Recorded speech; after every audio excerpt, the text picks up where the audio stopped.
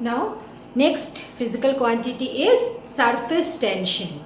Alright, surface tension, we define it as the tangential force acting along the free surface of a liquid per unit length.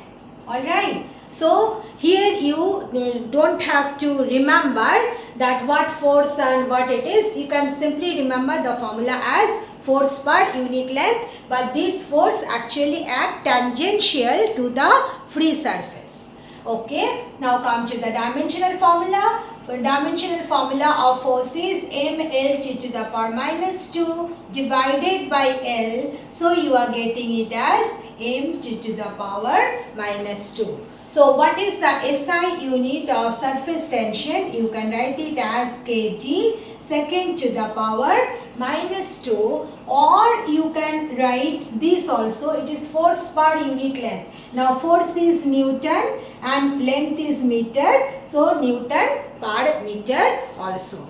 Okay, then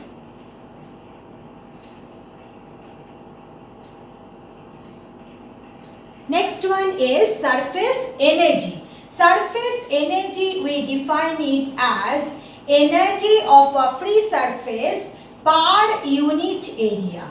Alright, whose energy it is? Energy of the free surface of a liquid per unit area. Now here you don't have to mention what kind of energy, only the formula needed. So again you can write it as energy per area. Now what is the dimensional formula for energy? mL square t to the power minus 2. And what is area? L square. So you see, what are you getting? m t to the power minus 2. So these are the thing you have to understand, that surface tension and surface energy, both the quantities are having same dimensional formula. Alright. So here also you can write it as kg s to the power minus 2, or you can write it as, you see, energy is joule and area is meter square. So joule per meter square. Then next one is velocity gradient. Velocity gradient is defined as change in velocity per unit length. Okay, where length is the perpendicular to the direction of velocity. So change in velocity per unit length, when you are writing, change in velocity is L t to the power minus 1 and length is L. So you are getting it as t to the power minus 1. So what is the dimensional formula for velocity gradient? Velocity gradient is t to the power minus 1. So you can write it as second to the power minus 1. This is the SI unit of velocity gradient. Alright. Then next one is coefficient. This one, if it is not clear to you, my handwriting, then I am verbally saying, you write it down please. Coefficient EFFICIENT, coefficient of viscosity. Alright. Coefficient of viscosity, we define it as force per unit area per velocity gradient. Means it is force divided by area into velocity gradient. So if this is the formula, if you substitute the dimensional formula force, it is coming mL t to the power minus 2, area is L square, and what is the velocity gradient? Velocity gradient is t to the power minus 1. So you see, what are you getting? M, then it is L to the power 1 divided by L square. So it is coming L to the power minus 1. Then you see here what it will happen. It is t to the power minus 2 divided by t to the power minus 1. So it will go up. It will become minus 2 plus 1. So it is becoming t to the power minus 1. So what is the SI unit? Kg per meter per second. This is the SI unit of coefficient of viscosity. Alright. Coefficient of viscosity SI unit, also it is known as decapoise. Alright. What is the unit? It is known as decapoise. So you must learn this SI unit also. That what is the SI unit of coefficient of viscosity? Base unit is kg, m to the power minus 1 is to the power minus 1. But SI unit, it is known as decapoise. Then universal gravitational constant. Now here coefficient of viscosity we denote it by the Greek letter eta. Alright, and this is one of the important, sometimes this direct question comes, find the dimension of coefficient of viscosity eta. In that case you have to write this entire thing. Okay, so you must learn the important one. I am just putting a mark. The next one is universal gravitational constant G. Okay, how it is coming? We know that gravitational force is given by G into, I hope you can remember, big M into small m divided by r square, where big M is the mass of earth, small m is the mass of the body, and r is the distance between the center of the two bodies under consideration. So you see G, you can write it as F into r square divided by m into m. So what will be the dimensional formula then? Dimensional formula of F is mLt to the power minus 2. Dimensional formula for r means the distance, it is L. So it is coming L square divided by, this is mass, again another mass is there. So what you are getting, you see mm cancel. So you are getting m to the power minus 1, L cube and t to the power minus 2. This one is the most important and most frequently asked question in the board exam. So you must practice this. What is the dimensional formula of universal gravitational constant? Then this one, dimensional formula of coefficient of viscosity, also frequently asked question. So please do learn and practice it. So you see, what is the unit of the SI unit of the universal gravitational constant? You can write it as kg to the power minus 1 meter cube, then s to the power minus 2. Alright, so please do learn the important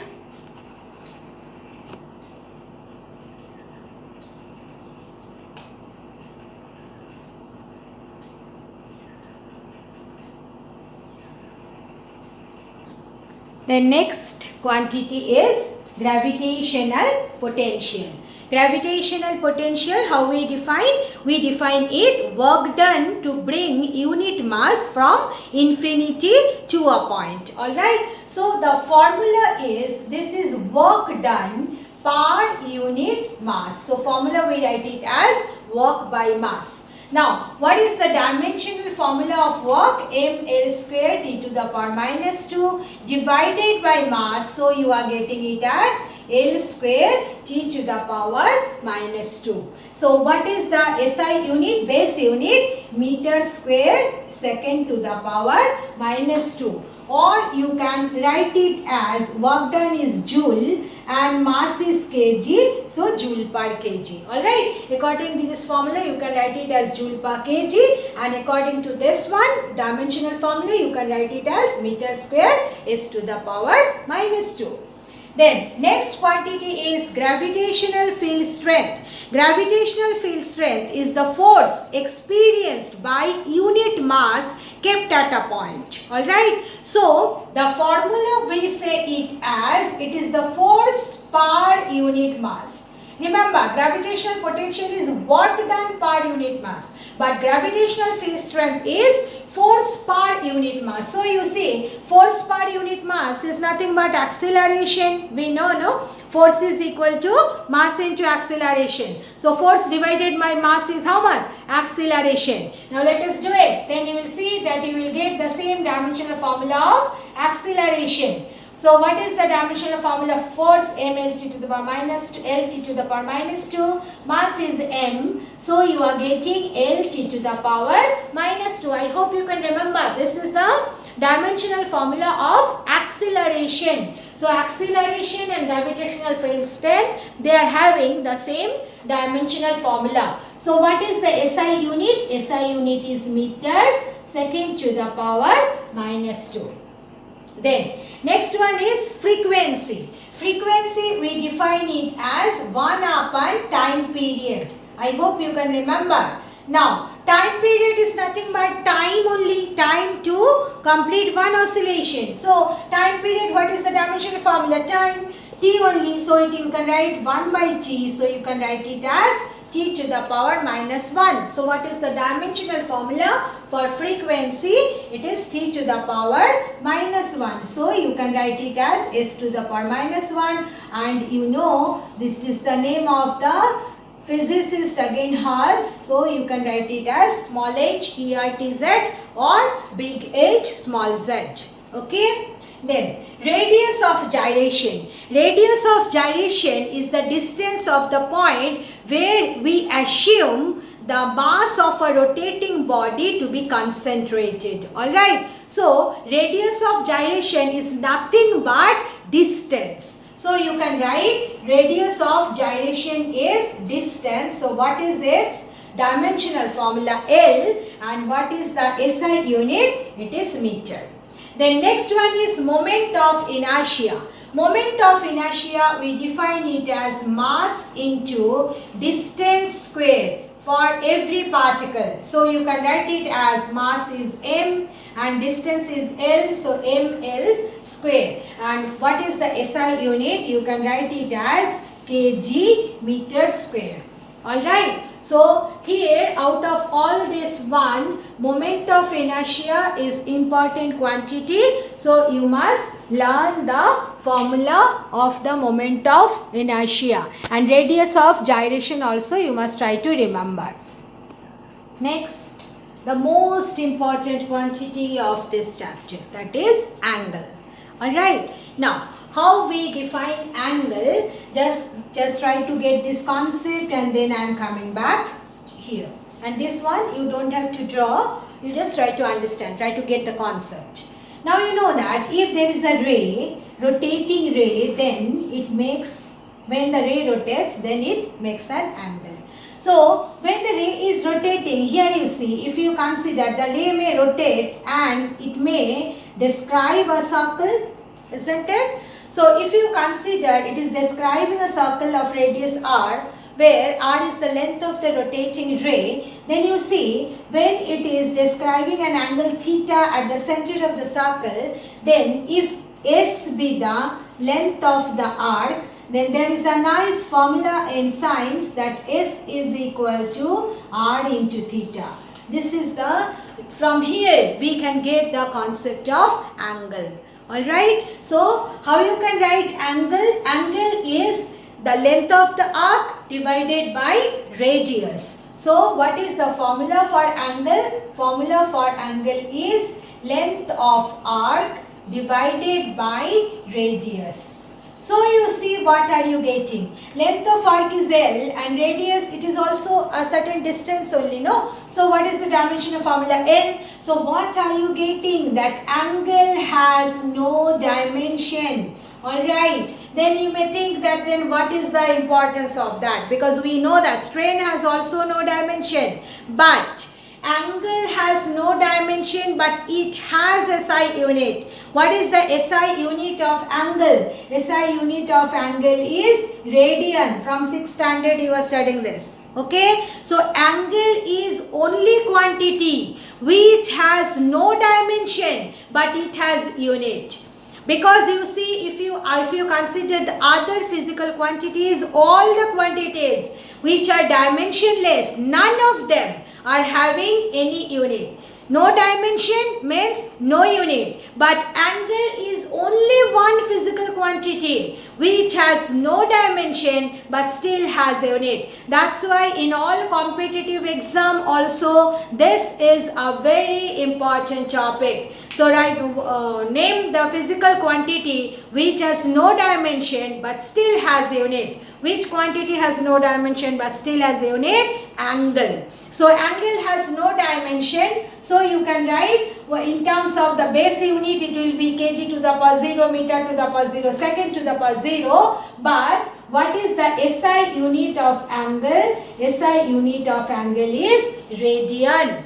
Alright, that's why I am putting here so many asterisks, because it is a very important question. Not only important for board exam, it is important for all competitive exam also. Angle is the only quantity which has no dimension but it has still unit. And what is the SI unit of angle? SI unit of angle is radian, whereas it has no dimension. No dimension means you can write it as m to the power 0, l to the power 0, t to the power 0. Now all the quantities here I have written on the board, all are associated with the rotational motion. You know that whenever a body is undergoing any kind of motion, it may have translational motion or it may have rotational motion. That's why just try to remember, we have done the dimension of linear velocity, acceleration, momentum. We have done it all, but that I wrote for the translational motion. So that was the linear velocity, linear acceleration, linear momentum. But when a body undergoes rotational motion, then we define the velocity as the angular velocity, acceleration, angular acceleration, momentum as the angular momentum. Okay, so one by one I am writing the formulae, you please follow that. So angular velocity, how you can write? Angular velocity is the angular displacement. So angular displacement is nothing but the angle made by the body, okay, while rotating, during the time of rotation, divided by time taken. So you see, angle has no dimension, so m0, l0, t to the power 0, and time is t. So what is the dimension of angular velocity? T to the power minus 1. So what is the SI unit of angular velocity? You should not write second to the power minus 1. Remember, whenever the term angular will come, then the SI unit of angle we have to take under consideration. So don't do the mistake as we do, as we have handled the SI unit from the dimensional formula for the terms, physical terms related with the rotational motion. You should not do that. Because you see, t to the power minus 1, you cannot write second to the power minus 1 is the SI unit of angular velocity. Because angle has a dimension radian. So it is radian by second. Radian into s to the power minus 1. The next one is angular acceleration. So what is angular acceleration? Angular velocity divided by time taken. Change in angular velocity by time taken. So what is the dimension of angular velocity? T to the power minus 1. Time again t. So dimension of formula is t to the power minus 2. But what is the SI unit? Radian. Then s to the power minus 2. The next one is angular momentum. Angular momentum, we define it as moment of inertia into the angular velocity. How we define angular momentum? Moment of inertia into angular velocity. Alright. So moment of inertia, I hope you can remember, mass into distance square. So ml square, and angular velocity, how much we have got? T to the power minus 1. So what is the dimensional formula of angular momentum? It is another important physical quantity. Why it is important? I am coming next topic when I will discuss. I will say why it is important. Angular momentum. Dimensional formula of angular momentum is ml square t to the power minus 1. So what will be the SI unit of the angular momentum then? Here you can write it as kg meter square, then s to the power minus 1. You can write what is the SI unit of this one, angular momentum, kg meter square, s to the power minus 1. Then torque. Torque is defined, whenever we consider torque we defined it as moment of inertia into angular acceleration. Alright. How we define torque? Moment of inertia multiplied by angular acceleration. So what is moment of inertia? ml square. And what is the dimension of angular acceleration? T to the power minus 2. So what is the dimension of torque? ml square t to the power minus 2. So you can write the SI unit as kg meter square s to the power minus 2. And another important physical quantity is Planck's constant. Alright, how it is coming, where from it is coming, the concept is that if you consider the quantum, means quantum of energy, means just you consider photon. You know photon, you studied in bio, no? Photon, it is a packet of energy. So how much energy one photon contains? It is given by energy is equal to Planck's constant into frequency. Means this is the formula we use. E is equal to h into f. So you see, what is Planck's constant? It is energy by frequency. Alright, this is another important physical quantity. So you must learn the dimensional formula and working formula for it. Planck's constant, we denote it by small h. So you see, according to this formula, what you can write? Dimensional formula for energy is ml square t to the power minus 2 and frequency is t to the power minus 1. So you see, what are you getting? ml square t to the power minus 1.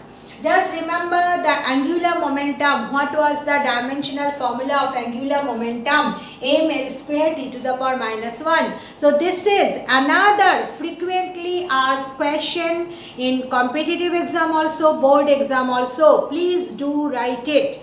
That which physical quantity has same dimension as that of Planck's constant?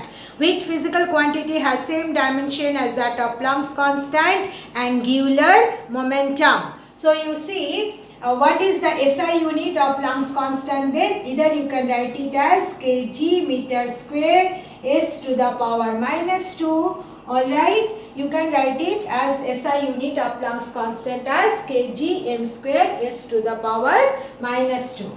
The next one is specific heat capacity. Specific heat capacity, you know, we use the formula Q is equal to mc theta. So specific heat capacity is Q by m theta. Alright. Then what will be the dimensional formula? Q is energy, isn't it? So it is ml square t to the power minus 2. Then mass is m.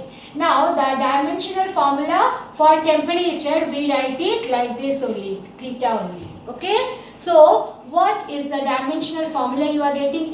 Cancel. So you can write it as m to the power 0, L square t to the power minus 2, then theta to the power minus 1. Then what is the SI unit? SI unit, you know, it is joule per kg per Kelvin. Alright, you can write it as joule per kg per Kelvin. And if you consider the base formula, then what you can write? Base formula is meter square, then s to the power minus 2 t to the power, Kelvin to the power minus 1. This one or joule per kg. So frequently we generally commonly we use the SI unit as joule per kg per Kelvin for specific heat capacity. Then next one is heat capacity. Heat capacity we define it energy per unit temperature, isn't it? Q by theta. So you can write it as Q is ml square t to the power minus 2 divided by theta. So you are getting it as ml square t to the power minus 2 then theta to the power minus 1. So you can write it as joule per Kelvin. What is the SI unit? Joule per Kelvin, because Q is joule and theta is Kelvin. It is the temperature, change in temperature. Then next one is latent heat. You know how we write? Q is equal to m into L, where L is the latent heat. 10th standard we have done in calorimetry chapter. So latent heat is heat energy per unit mass. So you can write it as ml square t to the power minus 2 divided by mass. So you are getting L square t to the power minus 2. And SI unit we prefer to write it as joule per kg, because Q is joule and M is kg. So in this one, this Planck's constant is the most important one. Planck's constant and which another quantity having the same dimension? Angular momentum. Angular momentum and Planck's constant, they are having the same dimension. And what is their dimension? ml square t to the power minus 1. This is the important question from this part. The next one quantity is coefficient of linear expansion. Then you have studied already in the calorimetry chapter and in lower classes also, that there are three kind of, whenever thermal expansion takes place, then we define coefficient of linear expansion, coefficient of superficial expansion and coefficient of cubical expansion. All the three terms are having the same dimension. Okay, so I have written only one here, but other one, coefficient of superficial expansion, coefficient of cubical expansion, they are having the same dimensional formula only. So what is the working formula for coefficient of this one, linear expansion? It is change in length divided by original length into change in temperature. Alright, this is the formula. So you see, what is the change in length? Means dimension is L. Divided by original length means again L. Change in temperature means this is nothing but temperature. So you see, LL is getting cancelled. So it is theta to the power minus 1. So what is the SI unit? SI unit is Kelvin. You know what is the SI unit of temperature? Temperature is another fundamental quantity. So dimensional formula, we write it as this. Okay, T, big T for time, remember, and here mostly children do the mistake. And for temperature we use this theta, the Greek letter, and SI unit of temperature is Kelvin. So what is the SI unit of coefficient of linear expansion? K to the power minus 1. I repeat that what will be the dimensional formula for coefficient of superficial expansion, coefficient of cubical expansion, same, means theta to the power minus 1 and K to the power Kelvin to the power minus 1.